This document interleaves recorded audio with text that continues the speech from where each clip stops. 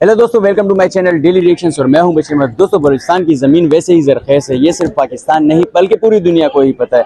अगर हम गैस की बात करें या मदनियात की बात करें, वो बलूचिस्तान की ज़मीन से आपको मिलते हैं। लेकिन हाल ही में एक वीडियो जो एक व्लॉगर ने बनाई, उसने ये कहा, इंकशाफ किया कि वहाँ पर डीजल, मट्टी का तेल और पेट्रोल भी ज़मीन से निकल है, जो कि अभी तक गवर्नमेंट को भी नहीं पता। व्लॉग आप ज़रा थोड़ा मुलाहिज़ा फरमाएं। वो तेल पेट्रोल है, डीजल है या मिट्टी का तेल है? तो आज हम वो देखने जा रहे हैं। तो चले अपना आज का सफर शुरू। ये साफ सुथरा, बिल्कुल साफ सुथरा तेल है।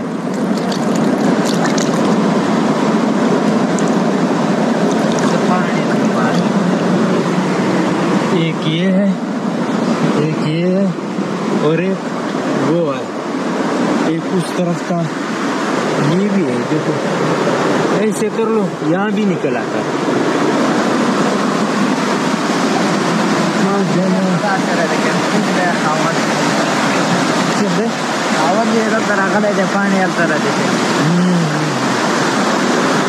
तो ये अल्लाह की कुदरत देख लो, ये पानी बह रही है और ये तेल है,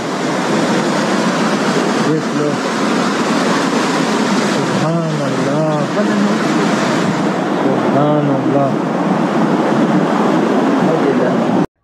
तो नाज़रीन, बलूचिस्तान की ज़मीन से ज़रख़ेज़ी उभर रही है। मदनियात की हम बात करें, मदनियात का अंबार है बलूचिस्तान के पहाड़ों पर। ये तकरीबन हमारे रियासत के बहुत काम आ रहा है। तकरीबन बलूचिस्तान की हम बात करें तो ये 70 to 80% बलूचिस्तान से ही डीजल भी निकलता है, पेट्रोल भी निकलता है। और उसके बाद गैस की हम बात करें, सुई जो कि अब नाम ही बन गया है, सुई नादरन गैस कंपनी, सुई साउदर्न गैस कंपनी, ये सुई का इलाका है, बलूचिस्तान का गैस भी वहीं से आ रहा है। फिर उसके बाद बाकी मदनियात की हम बात करें, मुकम्मल तौर पर हमें बलूचिस्तान से आती हुई नजर आती है। तो उसके ऊपर ये एक और दरियाफ्त होना, ये एक बहुत बड़ी इन्वेशन है। इसी पर हम पाकिस्तानी पब्लिक रिएक्शन लेंगे कि पाकिस्तानी पब्लिक इससे मुतल्लिक अपनी क्या राय रखती है।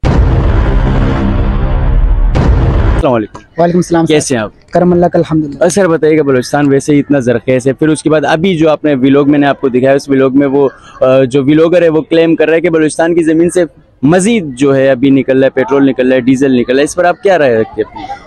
जी सर, व्लॉग देखो और यकीनन उस बंदे की ये बात हकीकत है कि पाकिस्तान की ज़मीन बहुत ही ज़रख़ेज़ है और मदनियात से माला माल है। न सिर्फ ये बलूचिस्तान बल्कि खैबर पख्तूनख्वा, कश्मीर, गिलगित बल्तिस्तान और सिंध में भी कई जगह पर ऐसे ज़खायर मौजूद हैं। लेकिन इसका हुकूमत पाकिस्तान को कोई ख़ास फ़र्क नहीं पड़ता, ना ही कोई चेक एंड बैलेंस है। इससे पहले भी कई जगह हमें सुनने में मिला है कि पेट्रोल के ज़खायर मिले हैं, गैस के ज़खायर मिले हैं, और हम इस चीज़ से भी बखूबी वाक़िफ़ हैं कि बलूचिस्तान में ऑलरेडी सुई के कई सारे ज़खायर मौजूद हैं। लेकिन क्या वहाँ की खुद आवाम उस चीज़ से मुस्तफ़ीद हो रही है? अगर वहाँ से कोई चीज़ हमें मिल रही है, क्या वो आगे आवाम तक बराबर तौर पर मुंतकिल हो रही है या नहीं हो रही? क्या इन चीज़ों के पीछे अगर किस चीज़ का आता है? तो मेरा एक एनालिसिस है, जिन चीज़ों में देखते हुए समझते हुए पढ़ता हूँ कि ये हमारी जो पॉलिटिकल इंस्टेबिलिटी है, या फिर कुछ ऐसी चीज़ें हैं जो पीछे, कुछ ऐसे हाथ हैं जो पाकिस्तान को इतना ज़खायर होने पर, मादनियात से मालामाल होने पर, मुल्क और तजारत और सनत से भी ज़रख़ेज़ ममालिक में इस तरह की जो कमी चीज़ें आती है, उसमें किस चीज़ के पीछे हाथ है? क्योंकि वहाँ की पॉलिटिकल जो इंस्टेबिलिटी है, या वहाँ के सियासतदानों को रोका जाता है कि आप ऐसा ना करें, या फिर कुछ और वजूहात है जिनकी बिना पर पाकिस्तान में इन चीज़ों की कमी आ रही है। सो उस व्लॉगर का कहना यही है कि पाकिस्तान में जो पेट्रोल है उसके कई सारे ज़खायर मौजूद हैं। अब उस चीज़ को कैसे बाहर निकाला जाए, कैसे उस पर प्रॉपर चेक एंड बैलेंस के ज़रिए रखा जाए और आवाम तक उस चीज़ से कैसे मुस्तफ़ीद हो सकती है, इस पर अब आवाम खुद रोशनी डाले। और जो हुकूमत है, जो वहाँ की मौजूदा हुकूमत है और जो पाकिस्तान का पूरा वफाक है, वो इस पर अपनी नज़रसानी करे, तो इससे हम फ़ायदा हासिल कर सकते हैं। तो जैसे आपने बताया स्टार्ट में ही अपने जवाब के, वहाँ बलूचिस्तान की ज़मीन काफ़ी ज़रख़ेज़ है, तो एक व्लॉगर को जब ये चीज़ें मिल सकती है, ये मदनियात मिल सकती है, तो हमारी रियासत को क्यों नहीं मिल रही अब तक?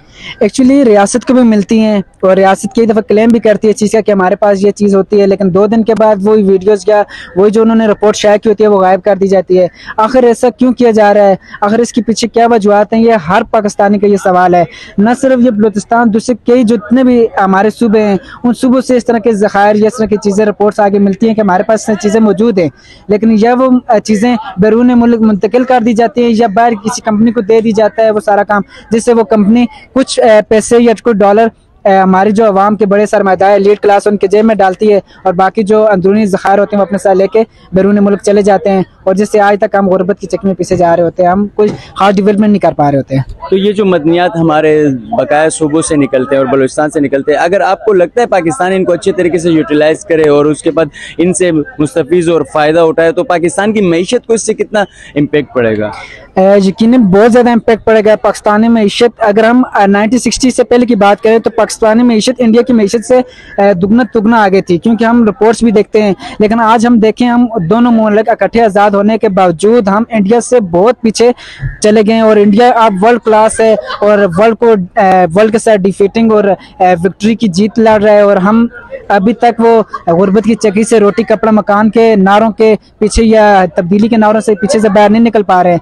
जाहिर सी बात है, अगर यहाँ इन चीज़ों से अगर पाकिस्तानी अवाम अगर प्रॉपर तौर पर या पाकिस्तानी हुक्मरान या पाकिस्तानी पॉलिटिकल जो क्राइसिस है उनसे बाहर निकल कर इन चीज़ों पर फोकस करेगी तो हम पूरी दुनिया में अपना फेस के जरिए आगे बढ़ सकते हैं। तो इसके पीछे सियासी प्रेशर होते हैं, बड़ी ताकतों के प्रेशर होते हैं और हुकूमत के पास इतने वसाइल नहीं होते हैं।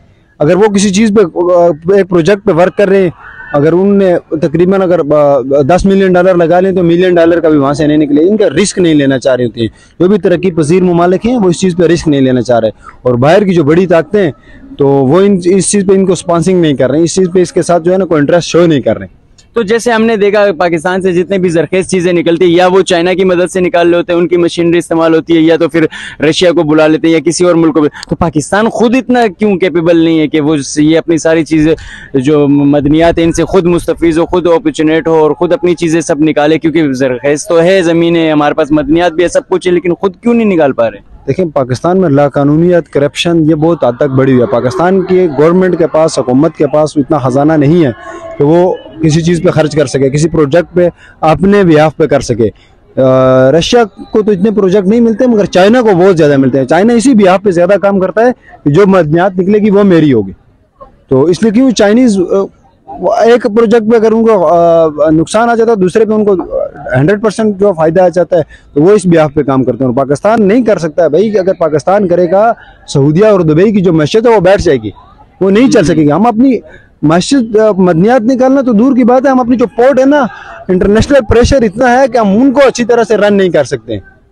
तो आपको क्या लगता है, आखिरी सवाल के साथ मैं अपना वीडियो एंड करता हूँ। चलो आप मुझे आखिर में ये बताइए, ये जो अभी व्लॉगर ने क्लेम किया है कि मदनियात निकली हैं, फिर अब आपको क्या लगता है नेक्स्ट स्टेप गवर्नमेंट को क्या लेना चाहिए? और ये व्लॉगर की बात में आपको क्या लगता है कितनी सदाकत है बलूचिस्तान की जमीन से ये मदनियात निकलना? भाई ये सदाकत 101% है, इसमें ये नहीं कि व्लॉगर झूठ बोल रहा है, ये बिल्कुल सच है। बलूचिस्तान में KPK में दूसरे शुमाली इलाका जात में गिलगित और कश्मीर जो पाकिस्तान के ज़ेर कंट्रोल हैं, इनमें बहुत सारी चीज़ मदनियात हैं, ऐसा नहीं है कि नहीं है। अब गवर्नमेंट नहीं निकाल सकती, अगर निकालेगी भी तो बस वो पसे पर्दा होती हैं बहुत सारी चीज़ें जो निकालती हैं, क्योंकि हमारी गवर्नमेंट इंटरनेशनल प्रेशर में, हमारी जो खारजा पॉलिसी है वो खुद मुख्तार नहीं है। बहुत सारी चीज़ों के हम पर प्रेशर होते हैं, वो हम नहीं कर सकते, चाहते वो भी नहीं कर सकते। चले, thank you so much. Thank you. नाज़रीन, इसी उम्मीद के साथ कि ज़मीन से जो ज़रखेज़ मादनियात निकल रहे हैं उनका अच्छा इस्तेमाल होगा, मैं अपनी वीडियो एंड करता चलूँ। लेकिन उससे कबल अगर आपने हमारे चैनल को सब्सक्राइब नहीं किया तो हमारे चैनल को सब्सक्राइब कर दें और बेल आइकन को प्रेस करना बिल्कुल भी नहीं भूलिएगा, जिससे हमारी वीडियोस बर वक्त आप तक पहुंचती रहेगी। और इस टॉपिक से रिलेटेड आप अपनी क्या राय रखते हैं कमेंट करके ज़रूर बताएं। तो इसी के साथ मैं अपनी वीडियो का करता हूँ अख्ताम। अल्लाह हाफ़िज़, अल्लाह निगहबान।